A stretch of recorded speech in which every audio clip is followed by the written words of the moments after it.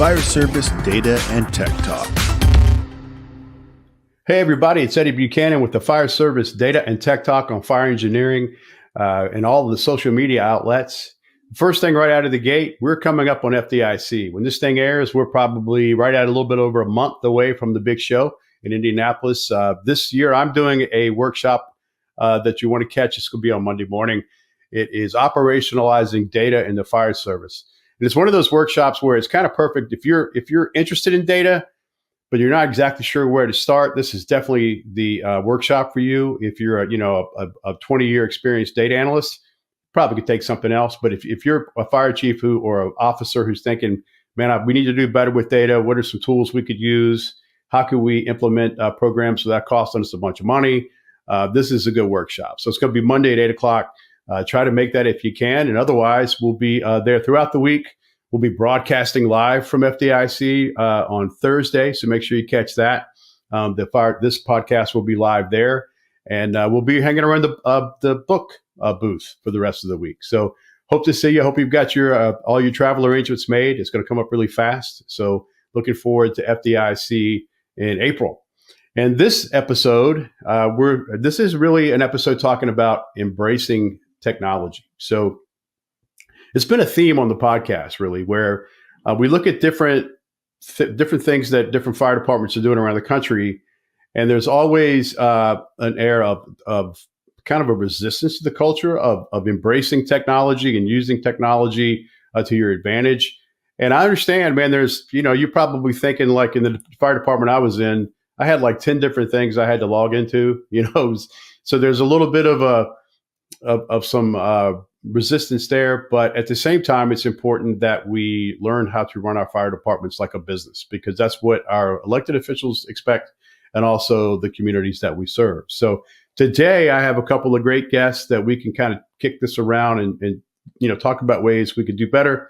I've got Clive and Silas. So you guys let's go around the horn and introduce yourself. Silas, you go first. Tell us about yourself and where you're from. Thanks, Chief. I'm Silas Fischer. I'm a fire captain on an engine for the city of Monterey on the Central Coast of California. I live a couple hours south of that in a little beach town called Cayucas. But I've been with Monterey for about 11 years in the fire service. It was 19 years yesterday, I think. So I've got a little time. My main project has been building a paramedic program, putting paramedics on our engine. And that started 9 years ago. We put paramedics on the engine. I was the first one about 5 years ago. And we've been slowly building up. So it's really been, it's a full-time job on top of your full-time job. Ooh, yeah, I'm gonna have questions about that. That was a big challenge for us in our department too. Still is. And Clive, say hello, man, from the Darth Vader booth you have there. Yeah, it's my wife's audio booth. I was in the fire service 25 years. Most of my career in the San Francisco Bay Area for a big fire department in Contra Costa County, and then I moved on to become a fire chief in 2016 near Sacramento, and ended my career at South Lake Tahoe as the fire chief 2 years ago. I left there to be the CEO of LogRx, a software startup company I've been working at since. And so I just had a long career in the fire service, a lot of diverse experience, and I just love the entrepreneurial side. And so I moved on to that aspect. Welcome. It's great to have you guys both on the show. I think the first question to kick around is, what do we think the greatest liability that fire departments face related to technology and data? Like where are we, what alligator is closest to eating us when it comes to, everything from the pharmaceuticals we have in storage and on the trucks to the equipment we have and all those types of things? Where do you see our greatest threat? Whoever wants to take the lead on that one. Clive, I'll let you go because I got to think about it. Okay. So we always use the analogy with our company. It tracks narcotics on mobile apps, and so we always use the analogy that you can use pen and paper to track your narcotics, but it's like driving without a seatbelt.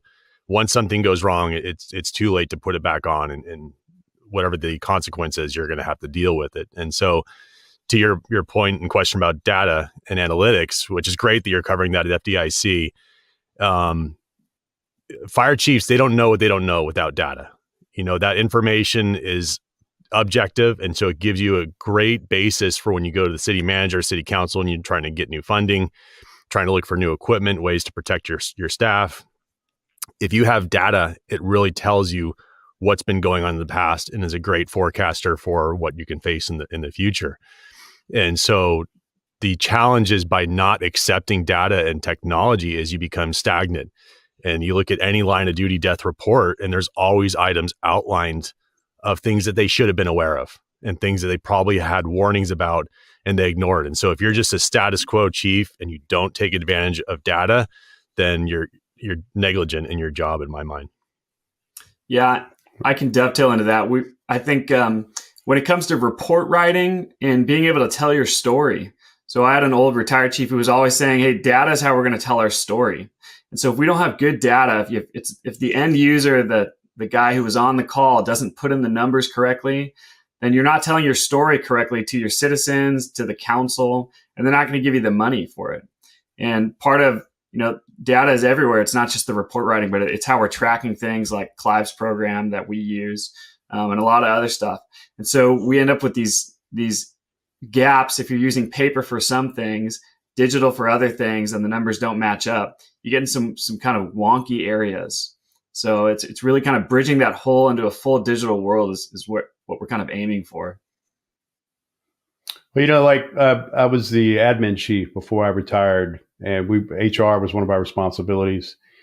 And one of the things, some of the most delicate situations that either I or my peers in the region had worked with were related to just simple tracking of some of the key things that are on a fire apparatus, right? Like, so we ran ALS engines, and we had ambulances in the stations as well that were also ours. And that's tricky. Like, if we're doing a daily check, let's just say we're checking the drug box, and we're going to go through and make sure all the meds, the drug box is sealed, everything is as it should be. And we make a handwritten record of that. That's only as good as when does that record reach any kind of review, or, where I see the gap, or where I have seen the gaps that cause people trouble was the delay in that from the time somebody checked it the day before, they wrote down a note, 24 hours passes. Somebody may or may not notice, that the seal was broken or tampered with on the drug box. Then the next thing we know, we're missing some narcotics, that things are not where they should be. So have you had any experience with that sort of trouble where y'all are from on primarily the West Coast? Yeah, I could say as the program manager, and the way I do kind of a true up at the beginning or the end of each month, looking back to when we used any controlled substances, and then kind of looking at all the charts for that stuff. And I check who used it, and then I read the PCR. I kind of look at everything. And so it could be 30 days before I realize there's an issue. And I have had some instances where it's ignorance of the policy on the user's fault, where he just didn't know what he was supposed to do and didn't ask. But trying to track something back 30 days later, and then the guy's on vacation for 2 weeks in Hawaii, I mean, you end up missing out on a pretty big gap with a significant issue. And we're a small enough agency at 6 stations. We're not, I'm not overly challenged on trying to track people down and track down equipment and medication. But it's certainly a bit of a scare. When you find something that doesn't match up, and you've got not just your policy, but the county policy, the state policy, and then the DEA, potentially involved, it's not a good thing. Yeah. And I think from my experience, we had 3 occasions off the top of my memory at Contra Costa County. The first one was many years ago when I was still just a firefighter bottom rank. And one of our outlying, we had 30 stations. One of the outlying stations, the drugs just weren't there. They disappeared. And it was one of those slow stations. We were understaffed. So there was no regular crew there, no regular paramedic. And when they went to check the paper logs, they found that it had only been filled out like 3 times in the last month. And so when they went to do the investigation, it was really extremely difficult. And because of my rank, I never even heard what the outcome was. But we went to a spreadsheet logging system after that. But then that had its faults. Years later, my first day as a battalion chief, my very first shift, one of my 8 stations called me and said, "Hey, we can't find our narcotics." And so I went onto the online spreadsheet and I said, "Well, you guys have been checking it out for the last week. Where is it?" So they searched everywhere, couldn't find it. And it come to find out they had swapped rigs a week prior and just forgot to swap out the narcotics. So they were locked up in a spare fire engine at the shop, 40 miles away, 30 miles away. But because of that, the ability to just pencil whip and say, yeah, they're there, because it was all done on a desktop. So they could just sit in the computer and say, yeah, narcotics are here. And so that human factor and the routine factor, they just checked it off. And it wasn't until somebody actually did their job and checked the narcotics, like, hey, they're not on the engine. And so that's one of the foundations of building the program LogRx, was to find a way to scan it every day so you can't pencil whip it. And then the third occurrence was a malicious incident where someone actually stole all the expiring fentanyl from the EMS division. And that's an easy Google search to see the outcome of that for Contra Costa County. Yeah. Jeez. I was gone for that one. Everybody heard for the record, I was gone when that one occurred. You don't want any part of that one. No. Is anybody doing any, I wonder with the technology now, like, on my car keys, I've got a thing that tells me where they are. Have y'all seen anything where they're doing any kind of GPS tracking on these high value assets anymore? Is any fire department doing that? There's 2 different methods I've seen. One's the RFID tags, which some will tag it with that, and they don't track it 24/7. It tracks it going in and out of a drug box. There's also a company in the UK that does it for all equipment on an ambulance. So if your monitor leaves the rig, it tracks it. So it tracks when it comes and goes. And then for our program, you scan it with your phone, which then tracks the GPS. So it can track it wherever it's at. And so those are the 2 I've seen. I'm not sure, Silas, if you've seen others. No, and talk about a challenge that would be, but no, nothing much. But I mean, Clive's program does a cool thing where it gives you a location when you're scanning things. So there is a little bit of a GPS component, which is kind of a cool feature.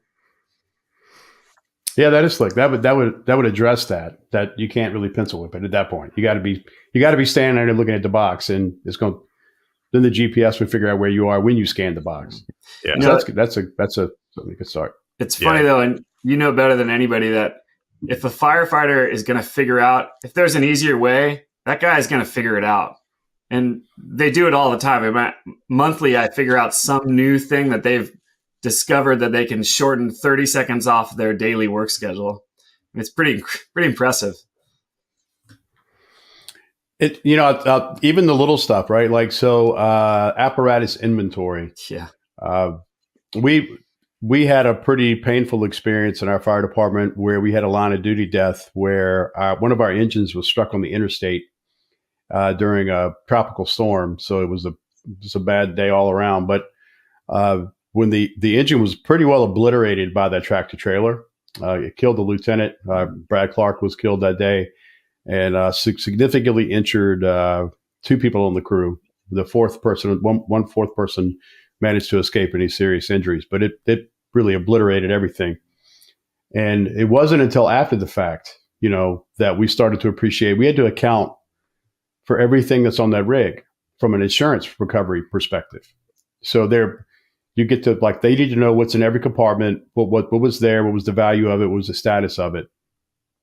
Thankfully, we had pretty good records, but I could see, how many fire departments actually have a item by item inventory by compartment that they are confident that is accurate, that they could even begin to recover from such a thing. I mean, you guys had any experience with?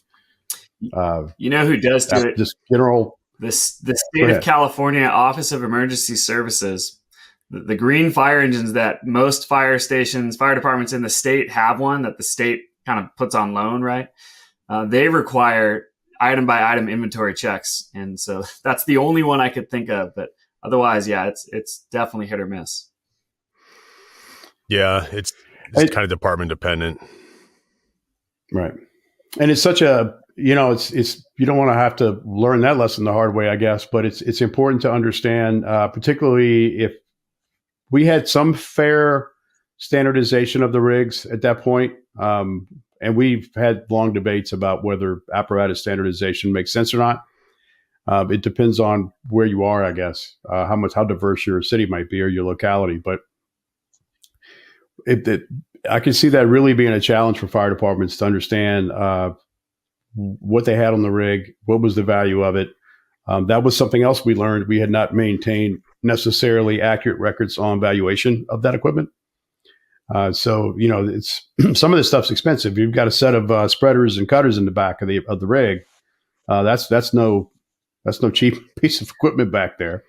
And what was the value of it? What was the year, the make, the model, all those things an insurance company would want to know. So I guess it speaks to the big logistics of running a fire department. The understanding what all the assets are in a fire department.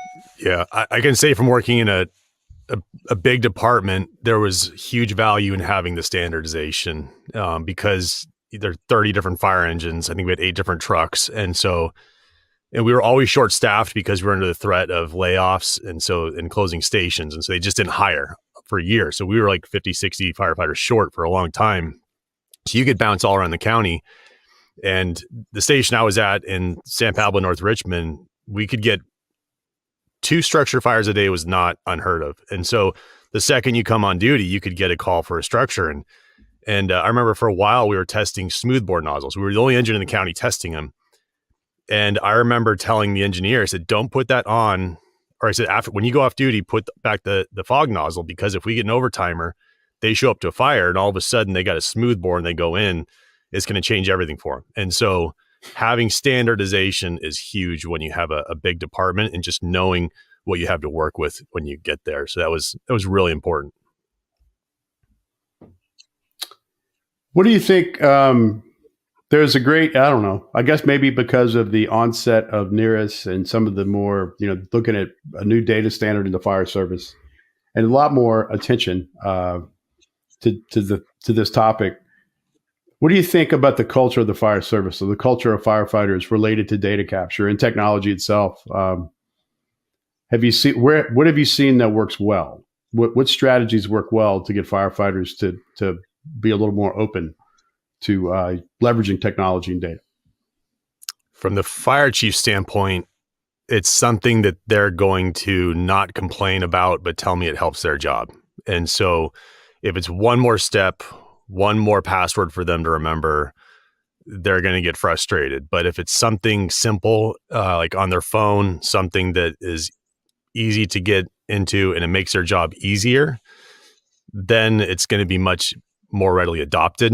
And then obviously I think newer generations, millennial, Gen Z, they definitely adopt technology more readily than my generation X. And so the newer cultures adopt it more readily, but you have to make it easy to use. That's critical. Yeah, I agree. I haven't figured out how to get people to do their reports correctly, or push the narrative that it's important. Everybody wants to go to a fire and that's all they want to do. Even EMS. I mean, I'm the EMS guy and I have a passion for paramedicine and a passion for having our program in our city. But even getting the buy-in from our non-paramedics to jump in and, be part of the system. They're like, oh man, it's another nursing home call. It's like, well, people are sick there too. So, that stuff is really challenging. So just getting beyond people to buy into the thing you actually do, the afterthoug's even harder. The afterthought being the data input. And I think the one fix is training. It's getting training out, not target solutions based, in-person training where somebody can deliver the message as easily as possible and then demonstrate why it's important on the back end by giving them numbers, quarterly that's saying, hey, you went on 1,000 calls. You personally went on 1,200 calls this year, or, how many fires or whatever. So, if people can see the outcome of their actions, or, hey, you worked a lot of overtime this year, check out this and look at how many more calls you ran than this guy. That's kind of a little bit of buy-in for that. I noticed in the workshop I've been doing lately with the data stuff is the topic of law enforcement comes up, and like a comparison of Well, they seem to have way more data and way more capability to use it than the fire service does. And so as we break that apart and the reasons why, it starts at recruit school. That they have a significant amount of time dedicated to report writing and capturing data in the field. And the example I always give is park, walk, and talk. That was the law enforcement thing where I live. They still do it. When a police officer marks out at the convenience store to get a soda, he'll mark out that for a PWT, and the dispatcher will timestamp that PWT. And when he gets back in the car after his visit with the convenience store, he clears the PWT call. So that's a community interaction that he just recorded. Although all he did was really go buy a soda, that they were able to capture this many minutes and seconds occurred that this law enforcement officer was interacting with the public. So I compare that to the amount of effort that we make in recruit schools with fire department training. And I don't know, maybe I'm trying to think of the state curriculum in Virginia. I know there's a report writing segment of it. It may be an hour or two that's required. How are fire recruits? What exposure do they get related to report writing or data capture in out on where you guys on the West Coast? I can't recall any report writing that goes into recruit school outside of, if you're a paramedic, you get a certain level of patient care report documentation standards.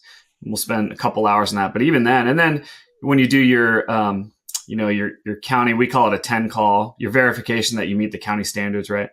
You do that, you get all your PCRs reviewed, and then we have a QI person that reads all of our reports. So, there's some ongoing training that's always happening. But outside of that, the big issue we have is new officers training new officers or acting officers, and they just train them the way that they think is best, which sometimes is, oh, you don't have to fill that in. Don't worry about that.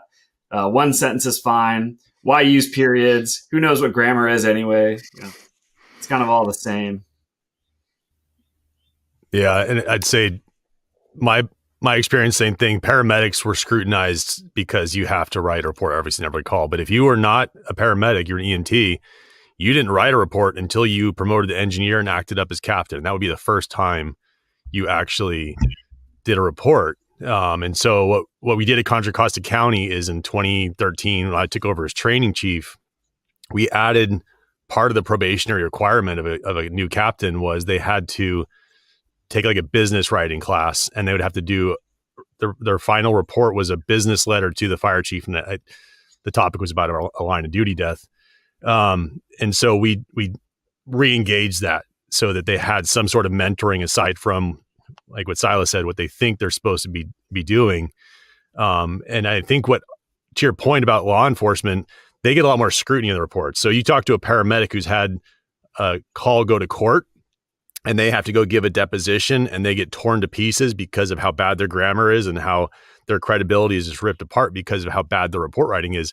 That paramedic is way more efficient after that experience, which I think cops get exposed to on a weekly basis, I imagine. Yeah, that was my experience. I was writing fire reports as an officer coming up through the ranks, and it wasn't until I went through medic school that I really got any kind of significant report writing training. Like you write it like this, you have to include this, it must be complete in this manner. Then they have the QA system going back and checking that on a regular basis, that they bring some accountability to it, which is an important piece. There is something I learned the other day, talking about technology, and we were discussing narcotics and such. Fairfax, we're actually scheduled with them to record, they'll be on a show here probably, I expect May. They were running artificial intelligence against their protocols versus their reports, the EMS reports, and the narrative. So they trained this thing to scrub the narrative and the EMS report to ensure that the medications that were given were matching protocol and properly described in the narrative. And it automated it. Wow. They trained it to do that. So that's an example of very high performance. They're always kind of, we tease them a lot. They're kind of like the the top of the pyramid when it comes to leveraging technology and data. But that doesn't mean that any fire department can't or shouldn't be, addressing that, or trying to figure out how to do the best you can. Yeah, I think one of the other issues we have is that gap from, and you'll both remember this, is handwritten PCRs weren't too long ago. And so we transitioned shortly after I became a medic 12 years ago. It was right in that time frame. And so getting people to realize, hey, you've got more than 4 lines to write this PCR. Use full sentences, use real words. Acronyms are great and they're still approved in our county scope. But we encourage in our system that people write descriptive reports for patient care reporting and for fire reporting. And that's a hard habit to break too, is a lot of fragmented sentences and just grammar nightmares, hard to understand, things like that. You're writing a love note to yourself that you may read on the stand one day. So that's an important piece of that. Man, I was fortunate enough to find myself as a witness in a murder trial once, and the level of detail that you have to sit and recall, that of what you saw, what you did, what all took place. How did you know that was in fact true? I mean, you couldn't write enough in my view now, on a narrative to just capture everything. The carpet was green. I mean, whatever. Every little detail you could think of to help jog your memory downrange. You're going to need it if you have a memory like mine. Yeah, fortunately, we've been blessed. We have an outside QI person who works in helicopter EMS. And in helicopter EMS, they do very descriptive report writing. And so he's kind of brought that over. And they do it, I think, mostly for billing. And so he's brought that over to us. And we've ended up with some great, very descriptive reports that have circled back around in investigations and things like that. And it's always like, oh, man, thank goodness this is a solid report, not a 2-sentencer. Yeah, we'd always train our captains that your report is your credibility. And so if you have misspelling, bad grammar, or just a lot of omitted information, it's just going to tear you apart when it comes to a deposition. So if you're a training officer listening to this show, I think my advice would be you might want to beef up your report writing and your recruit school even to, I know they probably won't fill out a fire report for, at least till off probation probably, but start them young, start them right away to start documenting, maybe writing a report. Ooh, this is a good idea. I wish I'd have thought of this earlier. We should maybe have the recruits writing a report of their daily activities. Oh yeah.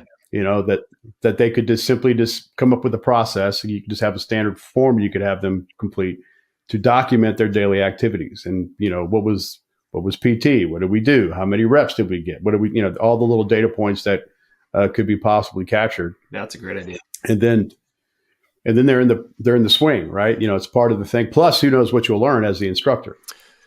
There may be some leverage there. And a quick add-on to that, it gets a little in the details, but one of the elements that I never realized until we started teaching this class and another instructor brought it to my attention is that when you're writing something that's going to be read by a jury, you want to write it to the 7th grade level.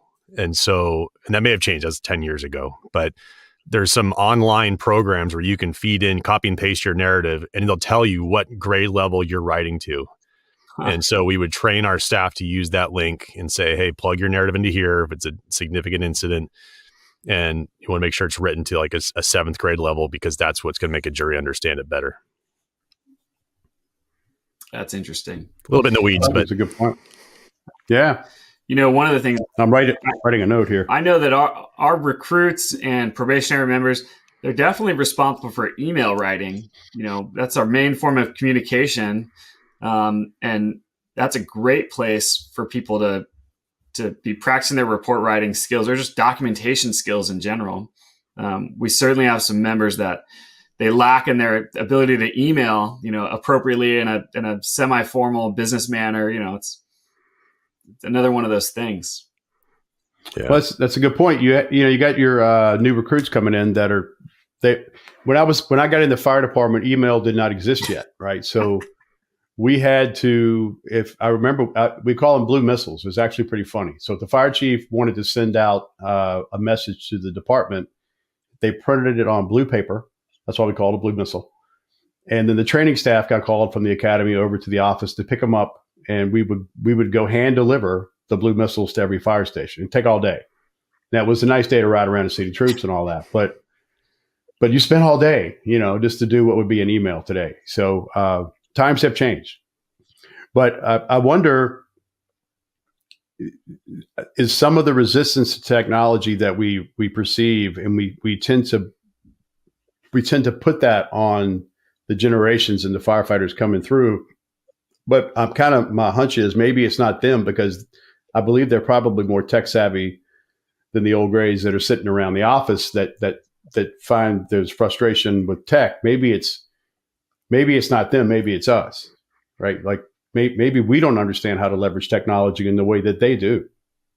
Have you had any experience with some of the more experienced crowd having challenges with this technology? Yeah, my experience is that they give up quicker. And so if it doesn't work right out of the gate, they're the one, this doesn't work, and they'll throw it down and complain. And so the newer generations, what's so amazing is that they've been exposed to so much that they know what's good and what's bad when it comes to a program. And so if it works good, they're great. They're readily use it. And so what we found is if you have somebody, and usually when you look at a fire department, you can identify which members, when someone complains, like, okay, that's so-and-so. I knew he was going to probably not be the best.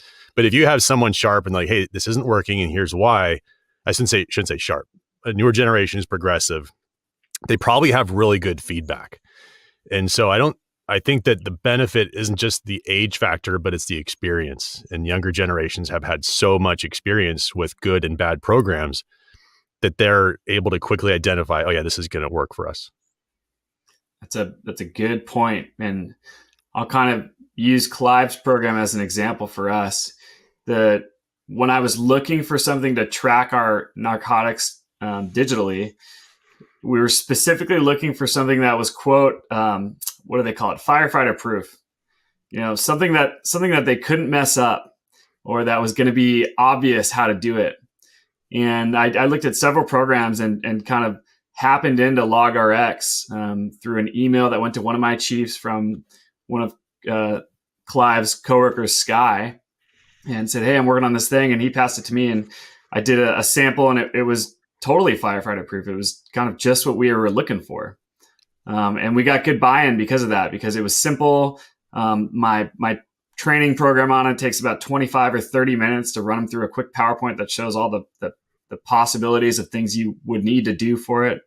And then that's it. And then they get to practice. So, pretty simple program. I've noticed that, and it's just my impression, what I think I see is one of the differences we see with folks that are more accustomed to technology versus someone who may not be, is the ability to solve problems, right? Like, so I know some folks, if they get a new piece of technology, if they have not been shown how to operate it, or get an error in any way, it doesn't go the way they thought it would. They, like you said, they just kind of put it down. Like, well, this doesn't work, so they just that's the end of that. They'll never touch it again. But those that are more experienced with technology can operate more intuitively through the interface, right? Like, so they're not scared to push a button and see what happens. You just bang around in it until you figure it out. That's kind of how I tend to operate. I'm not sure what to do, but let's see what that button does, and then just keep pushing buttons until you figure something out. And you learn that way, right? Just trial and error. I guess as long as the application, whatever it might be, is built to not implode when somebody's just poking around on it like that. That seems to be a difference I've noticed with kind of two schools of thought. Maybe, I don't know that it's generational. It might just be there are some that are not scared to push the button and see what happens, and some that need step-by-step directions to navigate. I think, I don't know, but that's just my experience. What do you guys think? When something isn't flawless, that's when we have issues with our older generation of officers. For example, we went to a digital tablet on-scene documentation for medical calls. Another real hard push, and we're still not all the way there. But if the tablet freezes or glitches for any reason, that's when we have real issues. And I get an email or a phone call that says this thing doesn't work, and it's something simple that needed to be updated, or it just had a bad day. And those are definitely hard ones. If something doesn't work perfectly, there's not a lot of willingness to try again. Yeah, and I think the troubleshooting factor is huge. And I'll use myself as an example of not adopting technology. When I was when they introduced the digital pressure gauges on fire engines. So I was trained on the old Ford C8000 fire engines where it's 100% mechanical. And then all of a sudden, I shouldn't say all of a sudden, but probably in the early 2000s, NFPA started requiring that, or guide that, a standard to require all new engines to have the digital, where you get out of the engine, you push preset, and it goes to the set pressure. And there was times when all of a sudden it'd go to idle. I couldn't figure out why. And it's like, well, the pump was cavitating or something weird, and so it just put it idle. Whereas on the old C8000s, I could troubleshoot that. I could probably do it today if you put me in front of one of those old engines. And so I used to get extremely frustrated and think, why are they doing these digital pressure sets? I just want to have a pump panel with analog gauges and I'll figure it out. And so I think you look at my brain, I could troubleshoot that. The technology for a new digital one, I would lock up because of that handicap in my brain that was just being emotional of, no, I don't want this. I want my old fire engine back. I don't want to take the time to troubleshoot this when I could do it manually. And so I think that factor for some of us that might be older generations. I lived through that one, man. We actually had some guests on the show a couple months ago. They were talking about that. I think it's the name of the SAM is the name of the pump system, where it's digital and it's automated. So there's no levers, right? It's even beyond the digital gauges. It's like the levers are gone. So it's basically you're using a tablet to open and close discharges and all that intake and all that stuff. And my initial impression was like, I don't know, man.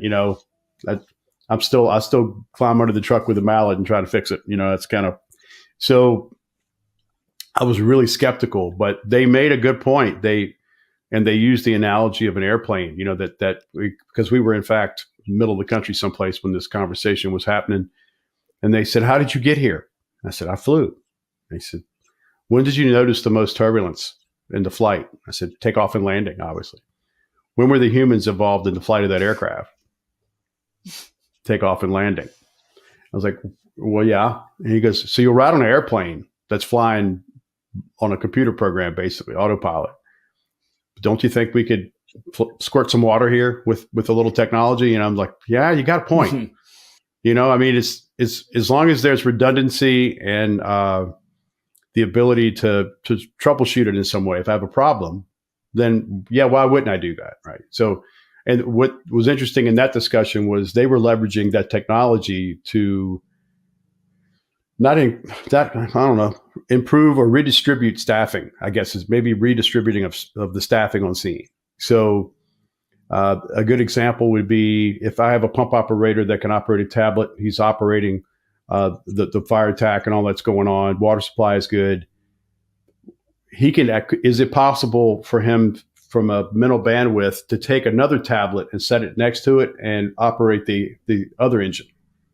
Could he theoretically operate two engines at once? Because you don't have to actually go over there and pull levers or reach, check the heat on the keystone or anything, all the manual stuff we used to do.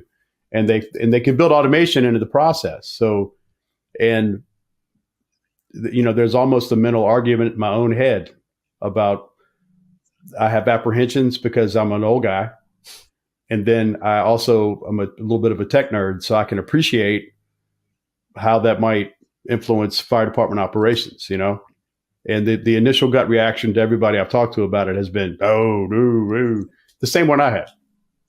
So it's interesting trying to get firefighters and fire officers to, I think instead of just pushing back on technology, we should be asking questions about it. Can I use this tech, whatever it might be, to improve firefighting operations? Like I've been on a big drone kick lately. I think every command buggy ought to have a drone flying at the top. Drones are cool. With a thermal imager. Yeah.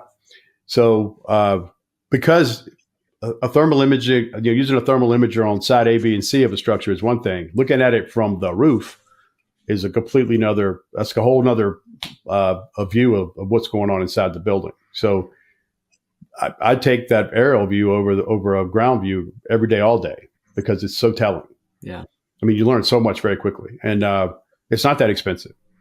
So, I think is our challenge, is to get firefighters and officers to, rather than just stiff arm the technology, and, at least wrestle with it and see, does it provide any tactical value on a fire ground or in the office, depending on what, some of this stuff is business related, running a fire department like a business, but we're kind of leaning towards operational right here at this moment. But I think one great example of embracing technology is as simple as using Google Maps. Our engines are equipped with an engine iPhone. We have an engine iPad also.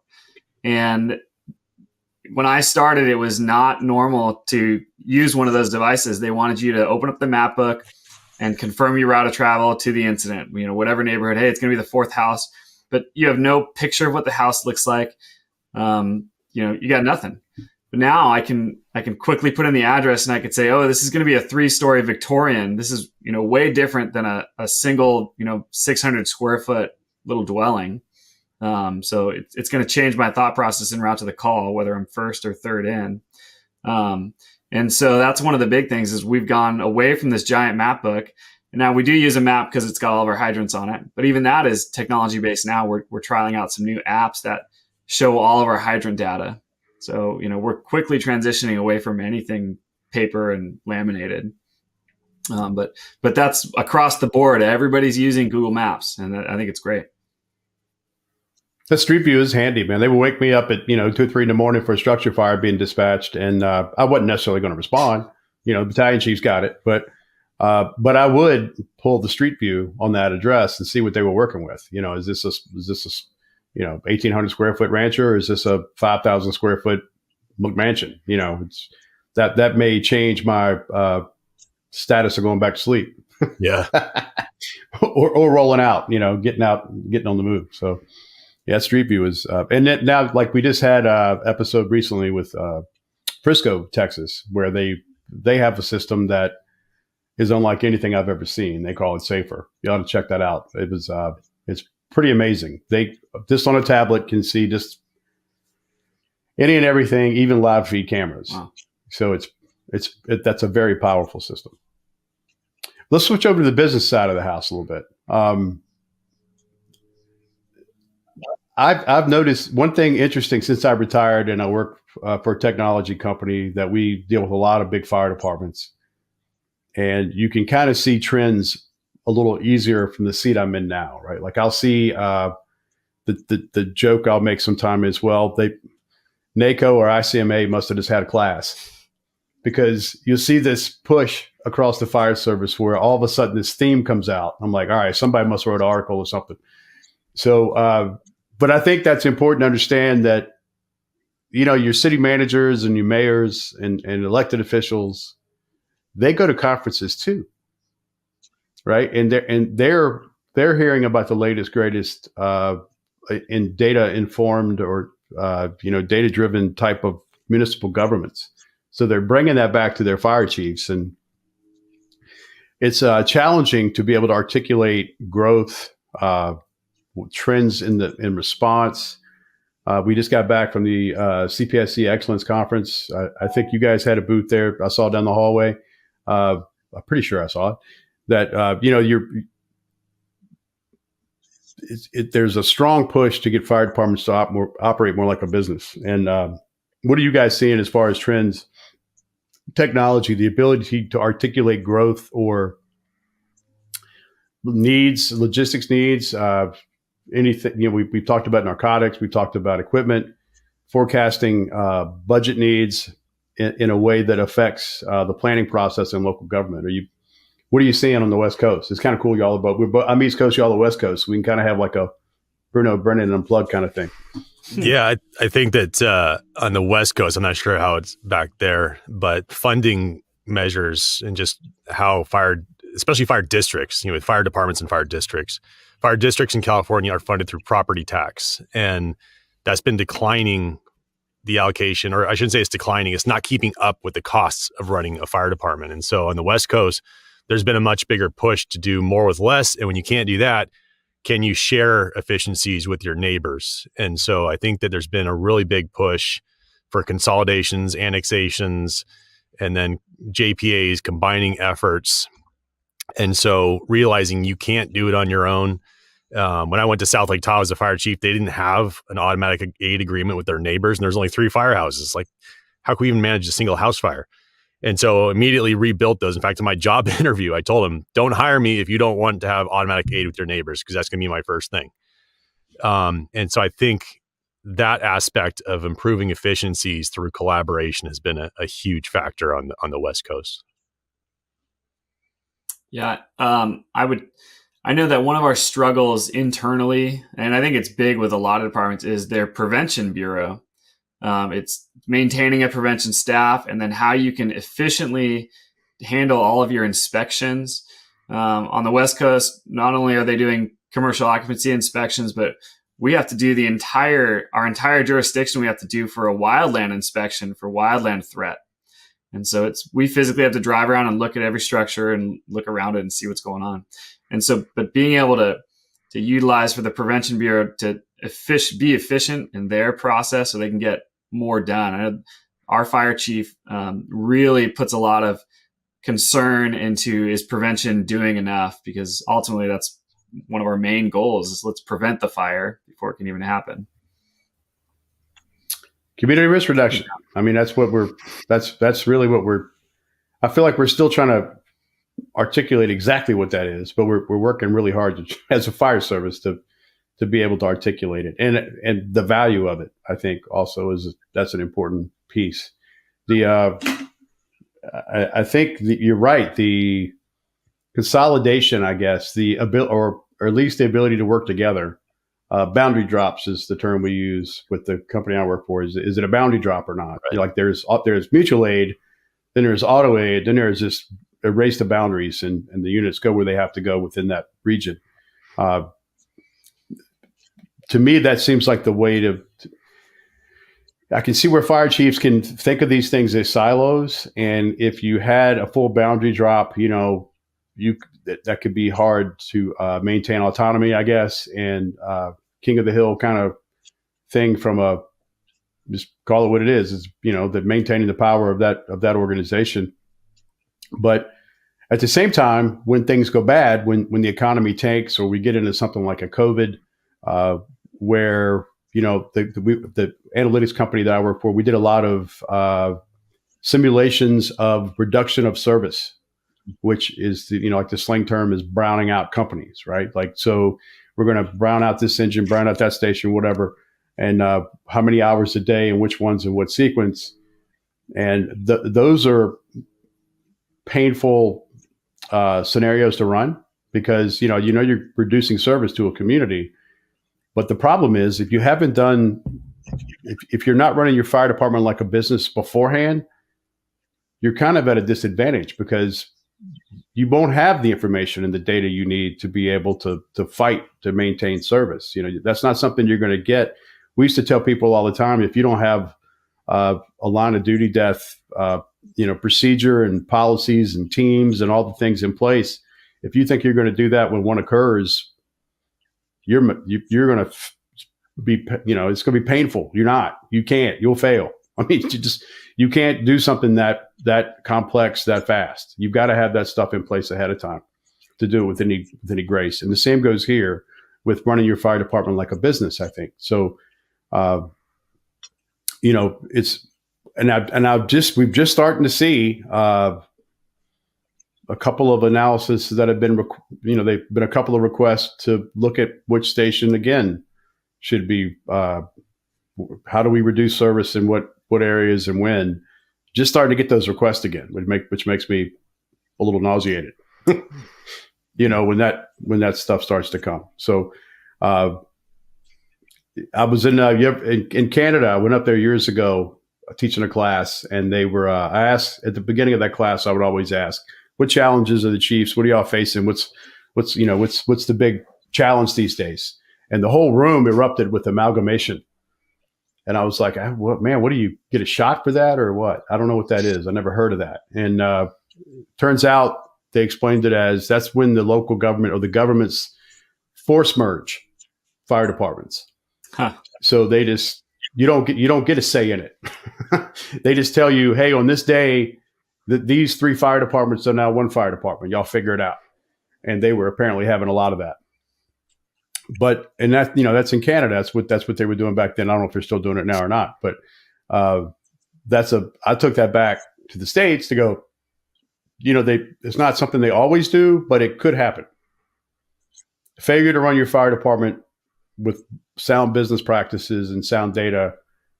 If you don't do that, it's like we used to tell company officers back in the day, and still to this day, it matters.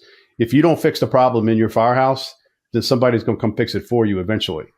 And they're not going to fix it with the same values and opinions that you have. They're going to fix it with what they want to do. So the best thing you could do as a lieutenant is square that away in your quarters and take care of it before somebody does it for you. Yeah.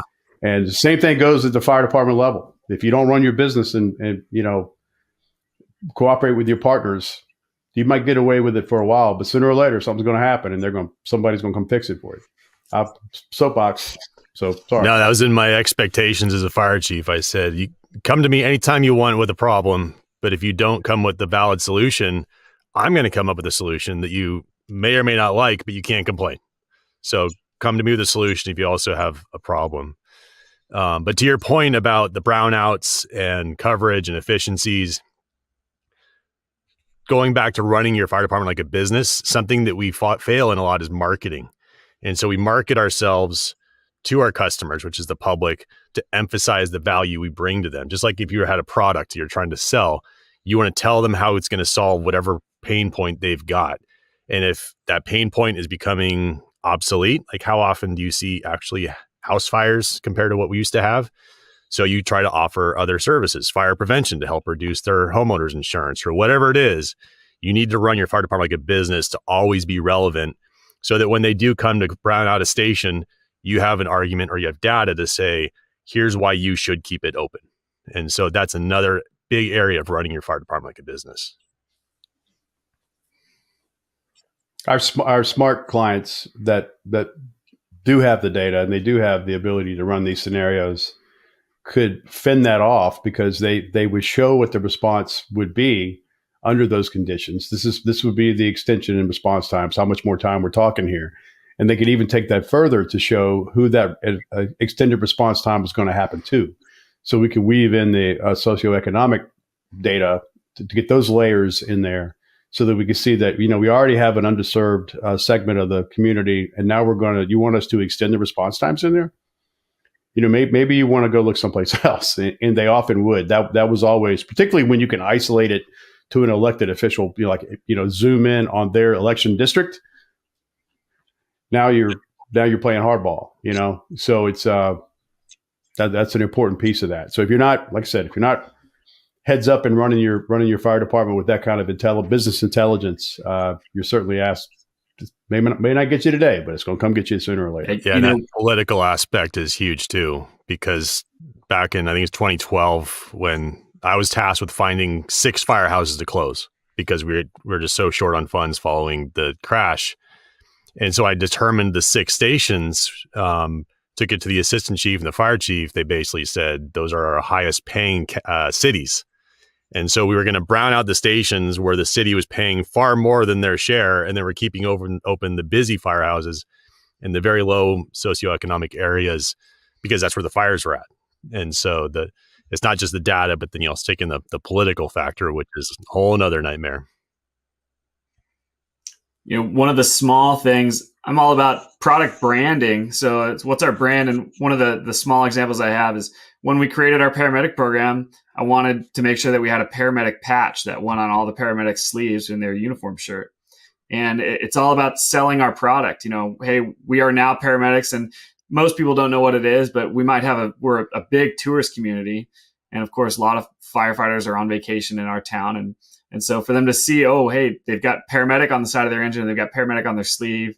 I didn't see that last year or whatever. It's one small thing. So branding what we're doing and using social media for that, sharing with the community. Our nonprofit for our union side does a huge amount of community events, and it's been great. And we share all that on social media, and people see our logos and they love that. And then the city, same thing, is putting out what our fire department's doing with press releases. It's all part of the business aspect. It's, hey, here's what you're paying for this service. Here's what this service has been doing for you. Yeah, you want everybody in the community to know a firefighter. Yeah.